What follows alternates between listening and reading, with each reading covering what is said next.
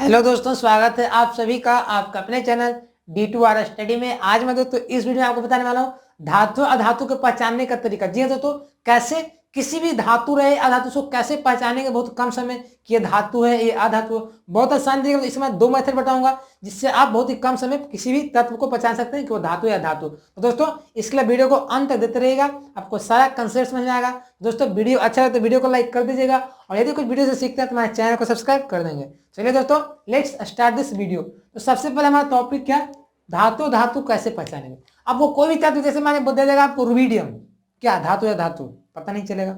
Magnesium कुछ भी नहीं पता चलेगा। तो ऐसे कितना भी रहे ना हमें तत्व, सबको मैं एक सेकंड में बता दूंगा कैसे धातु या धातु। इसका दो मेथड बताऊंगा, ठीक है। आपको जो पसंद आएगा उसको आप अपना लीजिएगा। तो सबसे पहले तो तुम्हें कहाँ पे जो सबके लिए जो यूनिवर्सल मेथड है वो बताता हूँ, जिससे आप कभी भूलिएगा नहीं, ठीक है। पहला देखिए क्या देखिए, हम लोग धातु धातु को जो पहचानने का जो तरीका करते हैं उसका अंतिम कक्षा में इलेक्ट्रॉन से, यानी कि उसका अंतिम कक्षा में इलेक्ट्रॉन जितना रहेगा उससे पता चलेगा। जैसे देखिए मान लीजिए यहां पे बताता हूं, देखिए अंतिम कक्षा में इलेक्ट्रॉन, आप समझते हैं ना, अंतिम कक्षा में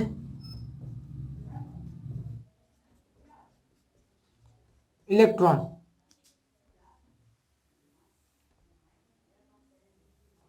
अब देखिए दोस्तों, मान लीजिए अंतिम कक्षा में आपका एक इलेक्ट्रॉन आ गया। जैसे आप पढ़े हो किसी भी तत्व का इलेक्ट्रॉन में, जानते हैं ना, किसी का अंतिम कक्षा में इलेक्ट्रॉन एक आ जाता होगा, कभी कभी अंतिम कक्षा में दो इलेक्ट्रॉन आ जाता होगा, कभी कभी दोस्तों अंतिम कक्षा में तीन इलेक्ट्रॉन आ जाता है, कभी कभी चार आता है, कभी कभी पांच आता है, कभी कभी छह आता है, कभी कभी सात, कभी कभी आठ भी आ जाता होगा। आप देखे होंगे इलेक्ट्रॉनिक में आता है ना करने, ऐसे में बताया था इसको। देखिए जब अंतिम कक्षा में दोस्तों एक इलेक्ट्रॉन आ जाए, या दोस्तों आपको दो इलेक्ट्रॉन आ जाए, या तीन इलेक्ट्रॉन आ जाए, तो दोस्तों जितना भी तत्व रहे सबके अंतिम कक्षा में इतना आ जाएगा ना, एक इलेक्ट्रॉन दो इलेक्ट्रॉन तीन तो वो दोस्तों हो जाएगा आपका धातु हो जाएगा। क्या आ जाएगा दोस्तों, वो धातु होगा। क्या समझे बात को, देखिए फिर बताता हूं। जब अंतिम कक्षा में किसी तत्व का इलेक्ट्रॉन वन आ जाए, टू आ जाए, थ्री आ जाए, तो जो होगा तत्व जो ना वो मेटल होगा। क्या होगा, मेटल, यानी कि धातु होगा।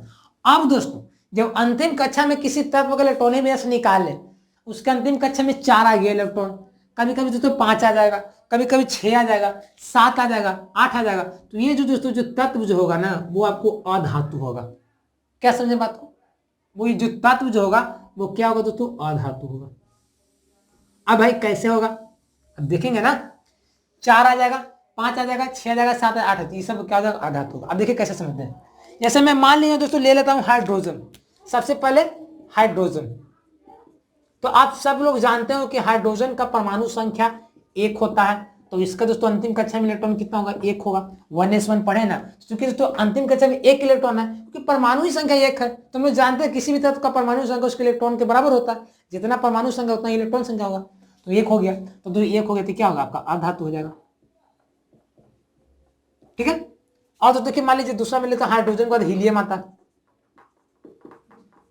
इसका परमाणु संख्या दो होता है, तो इसका इलेक्ट्रॉन में पढ़े होंगे ना, 1s2 पढ़े होंगे आप लोग, 1s2 यानी कि अंतिम कक्षा में दो इलेक्ट्रॉन है, तो ये भी क्या हो जाएगा आपका। तो देखिए हीलियम जो है ना, हाइड्रोजन और हीलियम दोस्तों है ना, ये अंतिम कक्षा में दो इलेक्ट्रॉन है। लेकिन दोस्तों ये आपको अपवाद है, सिर्फ यही अपवाद है और कोई नहीं, ये आपको अपवाद है। बोलिए क्यों, क्योंकि अंतिम कक्षा में हीलियम जो है दोस्तों ये अक्रिय गैस है, ये अक्रिय निष्क्रिय रूप से ये शून्य वर्ग का तत्व है।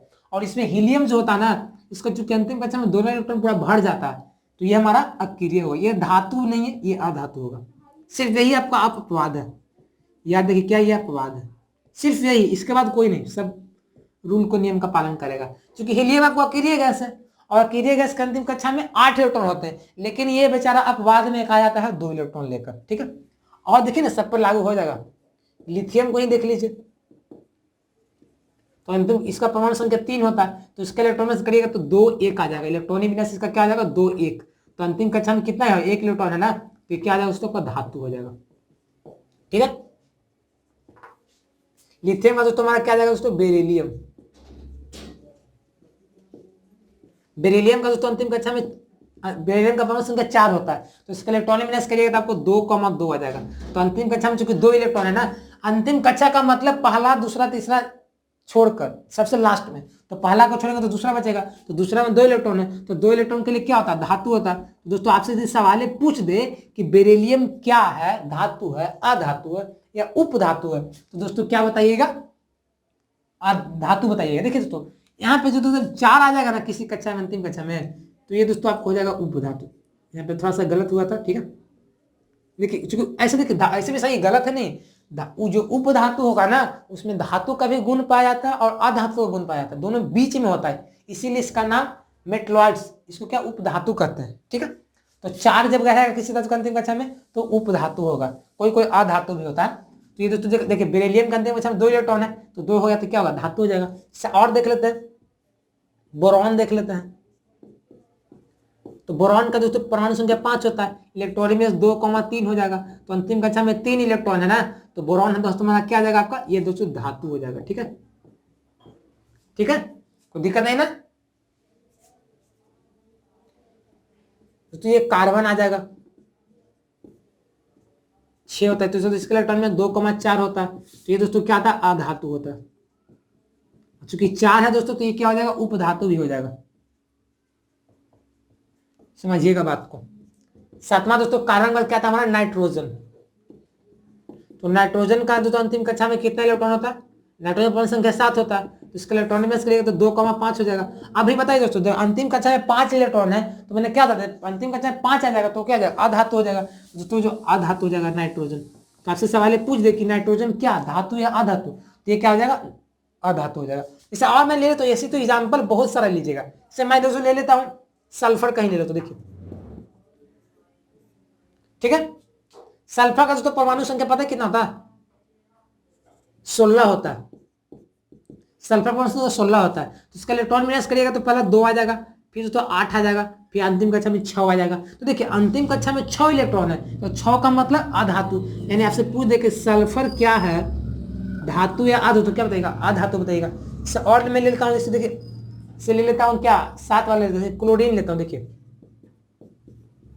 तो क्लोरीन का परमाणु संख्या 17 होता है, तो इसको करिएगा तो 2, 8, 7, तो अंतिम कक्षा में 7 इलेक्ट्रॉन, तो ये दोस्तों अधातु हो जाएगा, ठीक है, कोई दिक्कत नहीं ना। तो देखिए दोस्तों ये तो हमारा हो गया पहचानने का तरीका कैसे। देखिए कैल्शियम मान लीजिए रहेगा, कैल्शियम का दे देगा आपको। देखिए तो यहाँ पे है ना, एक और लेता हूं मैं, नियोन का लेता हूं, नियोन।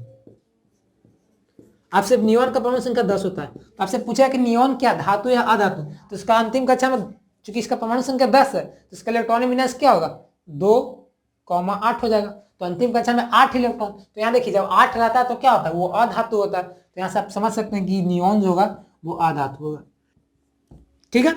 और लेते हैं, देखिए 11 में मैं मान लीजिए कैल्शियम को ले लेता हूँ। कैल्शियम का परमाणु संख्या 20 होता है, इसका इलेक्ट्रॉनिक विन्यास करिएगा तो आपका जाएगा 2, 8, 8, 2 आ जाएगा। तो क्योंकि 20 तो पूरा करना है, तो 8 2 10, 10 8 8 2 20, तो अंतिम कक्षा में 2 इलेक्ट्रॉन आया है, तो ये क्या हो जाएगा आपका दोस्तों, ये धातु हो जाएगा। क्योंकि मैंने बताया था ना कि जब अंतिम कक्षा में 2 होता है तो वो धातु होता है। ये तो हमारा तरीका हो गया पहचानने का इलेक्ट्रॉनिक विन्यास के माध्यम से। इलेक्ट्रॉनिक विन्यास आता है दोस्तों, नहीं आता तो मैं एक वीडियो डाला हूँ इलेक्ट्रॉनिक विन्यास बनाने का, बहुत आसान तरीके से देख लीजिए, आपको समझ में आ जाएगा। अब जो बच्चा के इलेक्ट्रॉनिक विन्यास नहीं आता है, उसको समझ में नहीं आया, उसको भी आना चाहिए।